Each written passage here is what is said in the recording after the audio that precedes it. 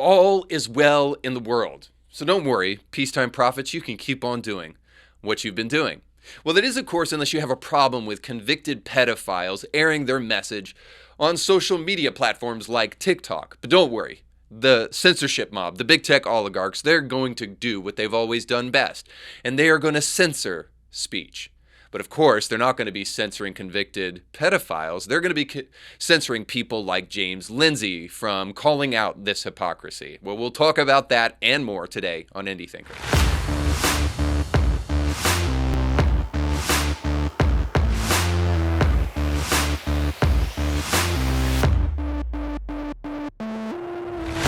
Don't forget that today's show is sponsored by our friends over at Element Home Loans. If you're looking for a new home or to refinance your existing home, then you need to go to kevinblairteam.com today so that you can get pre-approved for your next home. And when you do so, let them know that Indie Thinker sent you.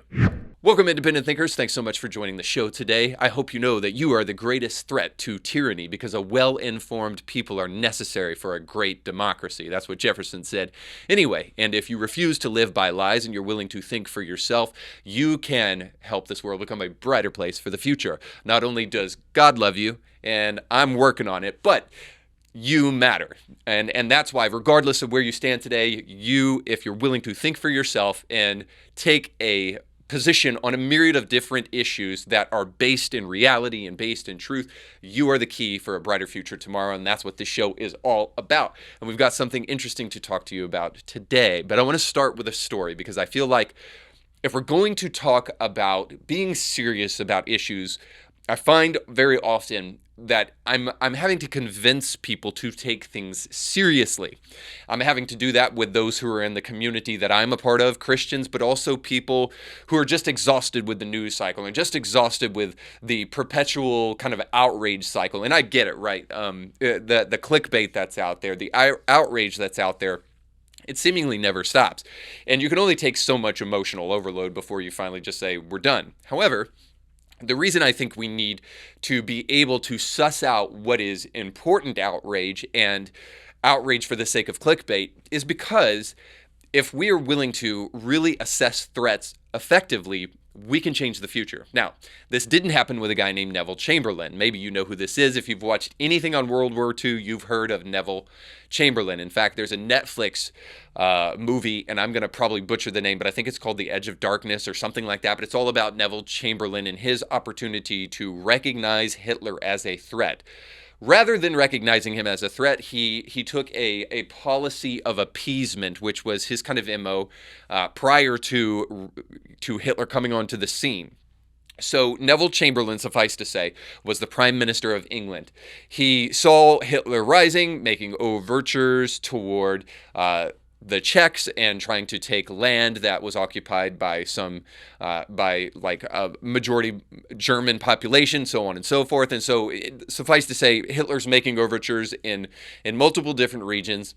And the Prime Minister of England, Neville Chamberlain, wants to try to avoid war at all costs. And so because he's a part of the UN, he has to try to come up with some type of arrangement that will appease everybody that's involved. And so Neville Chamberlain goes and gets a piece of paper that says that Hitler will not declare war. He comes back and he assures the English people that based upon this little piece of paper in his hand that was signed by him and Adolf Hitler, that Adolf Hitler is not going to commit treasonous acts of war that will get us into yet another bloody world war. It's one of the things he wanted to avoid at all costs. So you can almost understand after World War I why he may want to do something like that.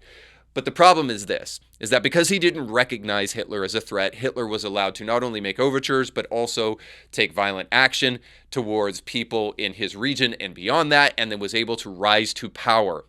Now, there's some other little inconvenient historical facts here that need to be known too, because sometimes it's easy for us to look back, on history with the perspective that we have now and say, well, aren't we being a little bit rough? He didn't know then what we know now. The problem with looking at things in that perspective is that Neville Chamberlain was pretty accurately given some information that Hitler did not have the means militarily to do some of the things that he was threatening to do. So if he had been a little bit more forceful, he could have kept Hitler at that very crucial time from gaining more power and more arms and more territory if he had acted responsibly. But because he took a policy of appeasement in the face of evil, Hitler was allowed to rise, gain power, and eventually get the world into yet another world war. So Winston Churchill said, in recognizing the absolute failure of foreign policy on behalf of Neville Chamberlain, he said this. He said that you had a choice between war or dishonor, and you chose dishonor, and you got war anyway. And so the point is that we have an opportunity to stand, and we must stand in that moment, or there will be consequences for it. So there is a time for peace, but there is also a time for battle. And I want to bring to your attention an issue that deserves to be battled. And so we turn to social media once again to see where society is kind of going in a direction that I think deserves attention. And so in a recent article by BuzzFeed, the headline reads, "She's in prison for raping 2 teen boys and she's in videos on TikTok." Now, if that headline wasn't bad enough, I want to get into the article because it will get worse. But before I do that, I just want to state from the front, the reason I'm reading this to you is because I want to try to convince you, to awaken you to the reality that there is an institutional corruption. There is an institutional ideology that is invading not only social media, but also the education system. And it is something that needs to be withstood, especially by parents. And I'll get into that as we dig into the article. So here's the article. There are TikTok videos that get millions of views by showing people's courtroom reactions as they're sentenced to prison. Think about Judge Judy and the like. And then there are TikTok videos from people actually inside prison right now. Hashtag prison TikTok can be a source for good, so you say, BuzzFeed. Whether by shining a light on inhumane conditions or by simply engaging a curious public with the realities of the criminal justice system. Now, I have to stop there real quick and just say this. So we're supposed to believe that we need to defend the rights of prisoners. Therefore, they need TikTok so that they can shine and do exposé, shine a light and do an exposé on the criminal justice system and its corruption against criminals. Like, that's the real problem here. So criminals need to be able to reach their audience on social media now. This all goes back to a total misunderstanding on where human rights comes from. We're constantly trying to develop human rights out of aberrant or even esoteric, just small political identities, and then people are trying to fight for rights among those things. Human rights come from universal truths. So you can't find somebody that just has some individual identity and then try to impose a right there. Rights are something that we all have to agree upon because we all have those things in common, and then they should be ensured. Now, I believe those rights are endowed to us by our Creator and can be found in Christian Scripture. Regardless of whether you agree with me or not, it's undeniable that our founders and the only logical premise for rights come from universal truths, not esoteric political identities. But nonetheless, we're supposed to believe that these people behind prison bars have the right to a social media. Well, what could possibly be the problem with that? And the article goes on. Mariah Van Lith, 43, went viral on the platform when she appeared in a video asking for people to write to her at the South Idaho Correctional Institute near Boise. Van Lith was convicted in 2019 of raping 2 teenage boys, enticing children over the internet, and distributing a controlled substance to a minor. She raped one 14-year-old in 2018 while out on bond for having sexually abused a 15-year-old and raping a 17-year-old the year before. The charges related to the 15-year-old were dropped as a part of a guilty plea deal. Prison records show she won't be eligible for parole until 2028. Well, who would have guessed in a million years that a convicted pedophile would use social media to reach a young audience and ask people to write her? Well, of course, this is a huge issue, but social media isn't jumping to censor people like Van Lith, nor Are they jumping on the occasion to ban somebody like this teacher who wants to turn their elementary school classroom into a nightclub? For those of you who are listening, not watching, by the way, what are you waiting for? Go over to YouTube and subscribe. This is something you need to see to believe. But what you're about to see is one Miss Gina Tonic, who is a man and also a drag queen, show you around his classroom, where you will see a Canadian flag, you'll see pride flags, you'll see a disco ball, and more. So here's that.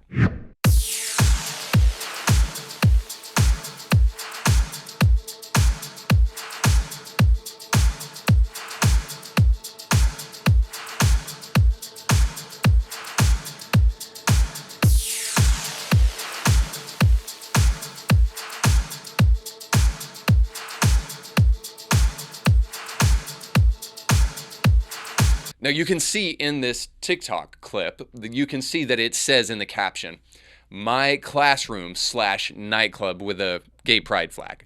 So essentially, they're turning their elementary school classroom into a gay nightclub. Now the reason I show you this, hopefully, is self-evident. That we have institutions in America that are right now being invaded by a sexual ideology that we need to do something about. And this is where the OKGroomer tag comes in, because there is a grooming of sorts taking place. I hope we can see this now, whether it be from convicted pedophiles on social media that are allowed to give their message, or even teachers on social media who are turning their classrooms into gay nightclubs. But this is happening in such an overt way that I hope we can awaken to it. In fact, James Lindsay, who is a friend of the show, in fact, I texted him and let him know I was going to do an episode on this very thing, was just kicked off of Twitter. He was temporarily banned from Twitter because he used the hashtag or the title OKGroomer in response to this tweet that I'll throw up right now for you to see on the screen. And this is from Ari Drennan of Media Matters. She simply posted something from the Daily Caller, and it's this article that says that the LGBTQIA+ community is asking for big tech to start censoring people who use the tag OKGroomer or who call people a groomer on social media. And of course, in response to this, James Lindsay put OKGroomer because he's identifying the problem that we're trying to identify here in this video. And of course, he was immediately banned on Twitter. Now, this whole thing brings up a great point, and it's the idea of the OKGroomer or the idea of grooming writ large. Because I think there's some talking past each other here that, and I think it goes something like this, at least from my perspective, I can say, when we say groomer, what we're saying is we mean you're teaching lies to children. So we're talking about intellectual grooming, not actually sexually grooming people as sexual partners. That's what we mean. So we don't mean that you're trying to find a child bride or that you're that everybody in the LGBTQIA+ whatever community is a pedophile. It's not what we're saying. So what we are saying is that there is an intellectual grooming taking place, that there are people who want their sexual deviant practices to be mainstreamed and brought before children. If that's not the case, then let me ask a question. Why don't you see people in the LGBTQIA+ blah, blah, blah, blah, blah, dot, community? Why don't you see them actually debating people openly about their beliefs, about their ideas? How come you don't actually see them going toe-to-toe with adults and having an open debate about these things? No, rather what we see is we see them infiltrating classrooms and trying to reach young children. In fact, you can see in this clip right now where it's explicit, where they want to bypass parents and they want to bypass adults to get directly to kids. One of my students felt safe enough to share his pronouns with me. And when he did so, once the class knew that I knew, they all switched pronouns. They're second graders. Like, I'm torn between being really, really happy to be a safe space and just absolutely furious that an entire group of second graders has to keep this secret from not safe people. Why are kids feeling unsafe? And furthermore, why does everyone talk about how are the kids going to understand? The kids understand it. It's easy for them. It's the adults who have all of the issues and hang-ups and bullshit. Now, what they say is like this person is they say, well, kids are hate-free, which in some ways is absolutely 100% true, but they're also naive and not very bright. And this is why they need people to stick up for them, because what is taking place is intellectual grooming and sexual practices that are aberrant, and somebody has to do something about it. We can no longer stare these kind of things in the face and take on the Neville Chamberlain role here, or the stance of just political appeasement or a policy of appeasement in the face of something that is a genuine threat. So I was in the car the other day with my little boy, Jude, and he said something so sweet that I wanted to recount because this really illustrates why I think we need to fight. And he said this. I taught him to tie his shoes the other day, and then I gave him a reward. I said, if over the summer you learn to tie your shoes, I'll give you a reward. I'll give you a gift. And so he did. He learned really, really quick, by the way, when I gave him an incentive, and I got him that gift. And then a couple days later, he said this while we were driving down the road. He said, Dad, whenever I have a kid and I teach them to tie their shoes, I'm going to give them a gift too. And so it's this truth that we're passing down something to our kids, that we as parents will pass down things to our kids. We will pass down hopefully really good things to our kids. But it's possible that we can pass down really bad things to our kids. In fact, it's possible that we can pass down battles to them that should be fought in our time that we refuse to fight, that they will then have to fight in their time. So not only will they be burdened with their troubles, but they will also be burdened with our troubles because we didn't take a stand. This brings to mind the story of Hezekiah. I don't often appeal to the Bible on this channel. I mean, let's face it, I do it pretty often. But the reason I do is not because you have to believe the Bible or because you have to believe like I do as a Christian, but because there's universal truths written into the scripture that need to be listened to. And one of them is the story of Hezekiah. Hezekiah was the king of the southern kingdom, the kingdom of Judea, if you will, the king of the Jews. And he was a great king. He was somebody who saw great military victory and great religious reform. He was somebody that pushed away from idolatry and polytheism and brought people back to monotheism and the worship of the one true God. And he did some great things, but later on in his life, he made one crucial mistake that I hope we don't make. And the Babylonian invasion was quickly coming to the doorstep of the southern kingdom of Judea. And Hezekiah prayed, and the prophet Isaiah comes to him, and you can read the story in 2 Kings and in Isaiah. I think it's 58, but I'm not positive. But he goes back to Hezekiah after he's prayed, and he said, okay, God's going to give you more time, and he will give you peace in your time, but not forever, because this threat is still going to come, and it's going to impact your children. And Hezekiah responds to that by saying this, well, at least there will be peace in my time. See, ultimately, he made the same mistake that we can make, and I hope we don't, is that he was willing to pass down a battle that was impacting him, and that could have impacted him, but didn't impact him, that he could have fought in his time, but he didn't fight. And he passed it down to his kids simply because he wasn't going to feel the heat of the Babylonians breathing down his neck. So instead, he made his kids feel that heat. And there's a generation of adults and unfortunately parents who are pushing off our current cultural moment onto the next generation simply because they don't want to fight. Now, maybe they don't want to fight because maybe they felt like Hezekiah. Well, they've done enough good things in their life that maybe this is just a battle that we're going to push off to the next generation. Maybe he just didn't care. But I rather think that most likely it was because he made the same mistake that many of us make, that we didn't want to experience the difficulty and the discomfort and the repercussions of actually taking a stand against issues that really matter, because we all know that there is a cost to it. So rather than admit that we love comfort and convenience more so than doing what is right, we lie to ourselves, because we have to look ourselves in the mirror and we have to put our heads down on our pillows at night. So we lie to ourselves and we say, well, this isn't cowardice. This is just me being conscientious, or this is just me realizing, hey, this isn't as big a threat as people make it out to be. So I trivialize the information so that I don't have to actually fight the battle. But the problem is that somebody will eventually have to, and it will ultimately be your kids if you're not careful. So whatever the consequences may be for the fight that you have to make in your generation, I hope you'll pay those consequences. And if nothing else, I hope you'll just ask this simple question. What battles do I need to be fighting today that I am not fighting? Or what battle can I fight today that will keep my children from having to fight it later? And I think if we're willing to ask that question and then answer it effectively and then do what is necessary, we will change the future. But I do know this: great earthquakes start with small tremors. So you can make a difference. You just need to ask yourself, is it a problem that a sexual ideology is invading social media, invading our classrooms, and doing more?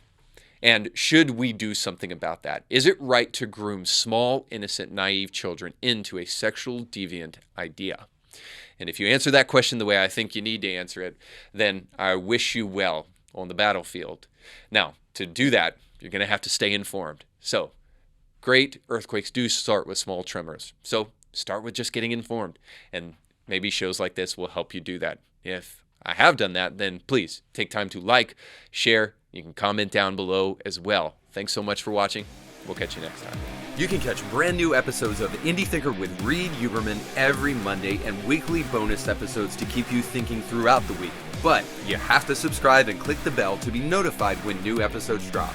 If you enjoy this content, make sure to like this video and share it with friends.